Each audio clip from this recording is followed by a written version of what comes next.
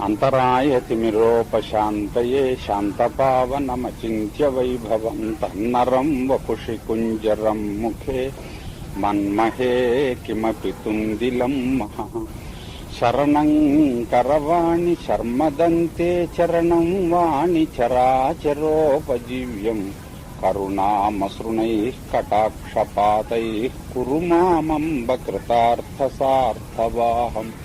గురుర్బ్రహ్మా గురుర్విష్ణుర్గురుర్దేవో మహేశ్వరః గురుః సాక్షాత్ పరం బ్రహ్మ తస్మై శ్రీ గురవే నమః. వ్యాసం వసిష్ఠనప్తారం శక్తేః పౌత్రమకల్మషం పరాశరాత్మజం వందే సుకతాదంతపోనిధిం. అచతుర్వదనో బ్రహ్మా ద్విబాహురపరో హరిః అఫాలలోచన శంభుర్భగవాన్ బాదరాయణః. వంశీ విభూషితకరన్నవనీరదాభాత్ పీతాంబరాదరుణబింబఫలాధరోష్ఠాత్ పూర్ణేందు సుందరముఖాదరవిందనేత్రాత్ కృష్ణాత్ పరం కిమపి తత్వమహం న జానే. గోష్పదీకృతవారాశిం మశకీకృతరాక్షసం రామాయణ మహామాలారత్నం వందే నీలాత్మజం. ఆపదామపహర్తారం దాతారం సర్వసంపదాం లోకాభిరామం శ్రీరామం భూయో భూయో నమామ్యహం. పూజ్యాయ రాఘవేంద్రాయ సత్యధర్మరతాయ చ భజతాం కల్పవృక్షాయ నమతాం కామధేనవే. నారాయణం నమస్కృత్య నరం చైవ నరోత్తమం దేవీం సరస్వతీం వ్యాసం తతో జయముదీరయేత్.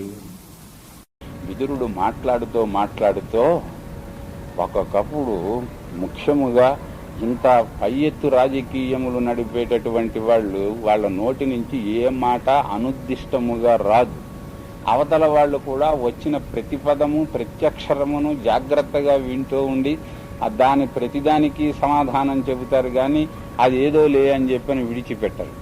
విదురుడు ఏమన్నాడంటే, మీరు పాండవులని ఇక్కడి నుంచి బయలుదేరి అక్కడికి రావలసిందిగా ఆజ్ఞాపించండి అన్నాడు.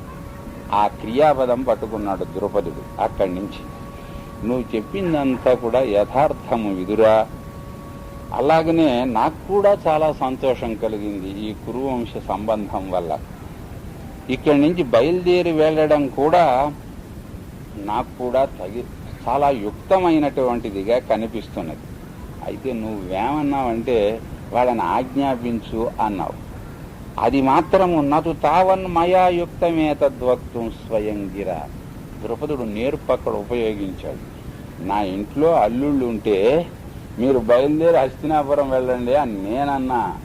మేము వెడతామండి అని చెప్పానంటే ఇంకో 4 రోజులు ఉండి వెళ్ళండి అని నేనన్నాను. కానీ మీరేమో వెళ్ళండి అని చెప్పని నేను వాళ్ళని ఆజ్ఞాపించనా? అది కాదు జరగవలసినటువంటిది. యదాతు మన్యతే వీరః. అక్కడి విషయం నువ్వు వచ్చి చెప్పావు. వీరః యదా మన్యతే. ధర్మరాజు గారు వీరుడు అంటే ధర్మరాజు గారి యొక్క గొప్పదనం ఏమిటో తాను గమనించినట్లు కౌరవులు ఏ దృష్టి నుంచి ధర్మరాజును చూడాలో అది కూడా ద్రుపదుడు సూచించాడు. వీడిప్పుడు ఈ సంధి కోసమని మీ మంచితనం కోసమని మా వాడేమో అంగలారుస్తూ కూర్చోలేదు. మీరు సరిగా వ్యవహరించకపోతే డొక్క చీల్చి వీడు స్వాధీనం చేసుకోగలడు. యదాతు మన్యతే వీరః అన్నాడు. ప్రత్యేకించి పెళ్లి మాటల్లో పెళ్లి కొడుకుని తీసుకుని వెడతామని చెప్పని వాళ్ళంటూ ఉంటే వాడి వీర విశేషణం ఎందుకు అక్కడ వేయడం? ఆ బింకం చూపిస్తూ ఆయన గారు మాట్లాడారు. ఎప్పుడు వెడదామని గనక ఆయన అనుకుంటే అప్పుడే వెళ్ళొచ్చు. భీమసేనుడు ఎప్పుడు అనుకుంటాడో, అర్జునుడు ఎప్పుడు అనుకుంటాడో, మరి నకుల సహదేవులు ఎప్పుడు అనుకుంటారో అని వాళ్ళ పక్షం ఎంత బలిష్టముగా ఉన్న. కుంతీపుత్ర అన్న విశేషణం ఒకటి వేశాడు. కుంతీ కుమారుడు ఆయన ఎప్పుడు అనుకుంటే అప్పుడు వాళ్ళు బయలుదేరి వెళ్ళవచ్చు అని చెప్పాడు. అంటే ఆ కుంతిని బట్టి వాళ్ళ బలగము అది అంతా కూడా. ఆ బలగంలో ఉన్నటువంటి ముఖ్యులెవరో ఇక్కడ వాళ్ళు ఎదురుగుండగా ఉన్నారు. పంచపాండవులు ఏమనుకుంటారు, ఎప్పుడు అనుకుంటారో, కుంతీదేవి ఎప్పుడు అనుకుంటుందో, ఎలా వెడదామని అనుకుంటారో, అలాగే రామకృష్ణౌచ ధర్మజ్ఞౌ తదా గచ్చంతు పాండవాః. ధర్మము తెలిసినటువంటి రామకృష్ణుడు, బలరామకృష్ణుడు వాళ్ళు ఎప్పుడు వీళ్ళు ఇక్కడి నుంచి బయలుదేరి వెళితే బాగుంటుంది అని అనుకుంటారో అప్పుడు పాండవులు బయలుదేరి వెళ్ళవచ్చును. బలరామకృష్ణుల యొక్క సాహాయ్యం ఏమిటో, పాండవులకు ఎంత అవసరమో, పాండవుల దృష్టిలో వాళ్ళు ఎంత ముఖ్యులో, పాండవుల దృష్టిలోనే కాదు ప్రపంచ దృష్టిలో వాళ్ళు ఎంత ముఖ్యులో అది తెలుసు. అందుచేతను వాళ్ళ అండదండలు వీళ్ళకి బాగా లభించాలి. ఏతౌ హి పురుషవ్యాఘ్రౌ ఏషాం ప్రియహితే రతౌ అని ఇంకొకసారి విదురునికి స్పష్టం చేశాడు. అంటే విదురుడు కూడా పాండవుల క్షేమం కోరేవాడని తెలిసినా ఇప్పుడు వచ్చినది రాయబారిగా వచ్చాడు. ఇప్పుడు తను చెప్పిన మాటలు అసలు ఏమన్నాడు ద్రుపద మహారాజు గారు అంటే అనిన ప్రత్యక్షరము అక్కడ చెప్పాలి. అందుకోసం అని ఇక్కడ చెప్పాడు. ఇప్పుడు బలరామకృష్ణులు ఉన్నారంటే వాళ్ళు కదా పాండవుల ప్రియ హితే రతవు అన్నాడు. పాండవులకు ఏది ప్రియమో అది ఆచరించడానికి సిద్ధంగా ఉన్నారు. వాళ్ళు ఏది హితమో అది ఆచరించడానికి సిద్ధంగా ఉన్నారు. ఊరికే సిద్ధంగా ఉండడం కాదు, అత్యంత ఆసక్తులై ఉన్నారు. అంచేతను పంచపాండవులు ఎప్పుడు వెళదామని అనుకుంటారో, కుంతీదేవి ఎప్పుడు వెళితే బాగుంటుందని అనుకుంటుందో, అతి ముఖ్యులైనటువంటి పాండవుల యోగక్షేమములు చూసేటటువంటి రామకృష్ణులు ఎప్పుడు వీళ్ళు ఇక్కడి నుంచి బయలుదేరి వెళితే బాగుంటుందని అనుకుంటారో అప్పుడు వాళ్ళు వెళ్ళవచ్చు అన్నాడు.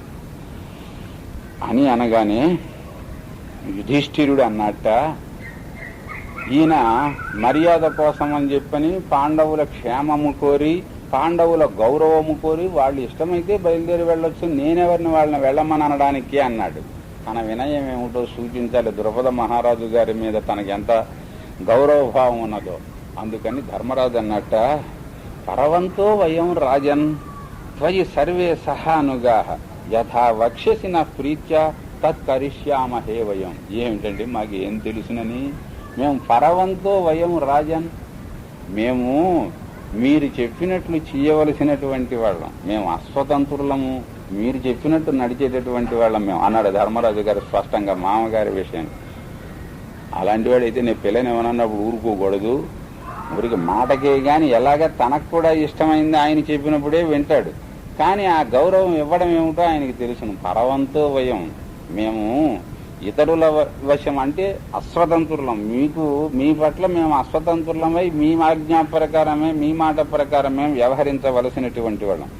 మా మీద ప్రీతితోటి మీరు ఏదంటే అది మేము చేస్తాం అంతే.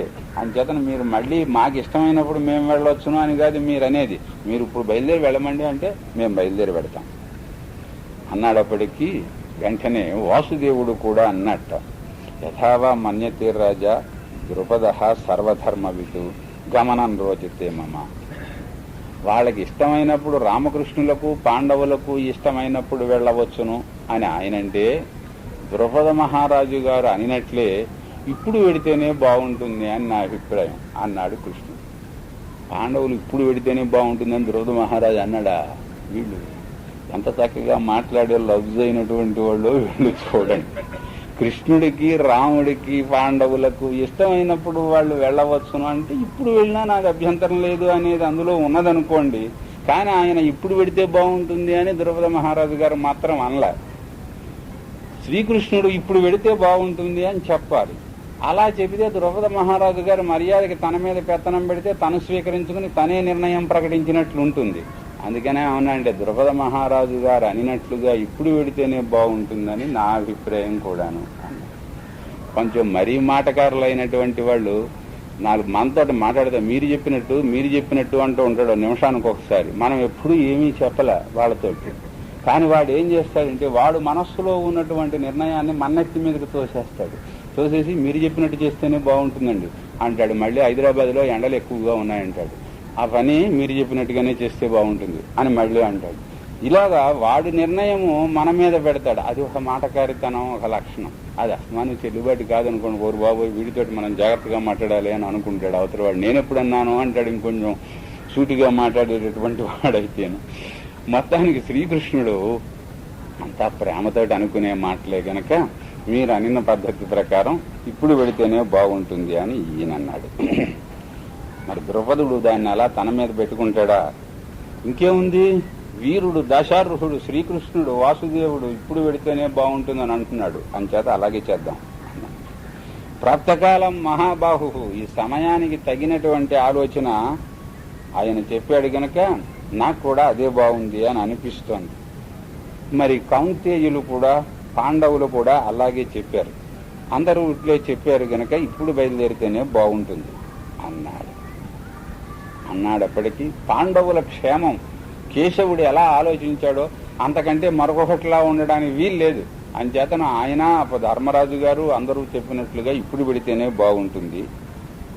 ఇక ద్రౌపద మహారాజు గారు అనుమతి లభించినది గనక బయలుదేరదీశారు వీళ్ళని. బయలుదేరదీసి వెంటనే కబురు పంపించాడు వచ్చేస్తున్నారు అని.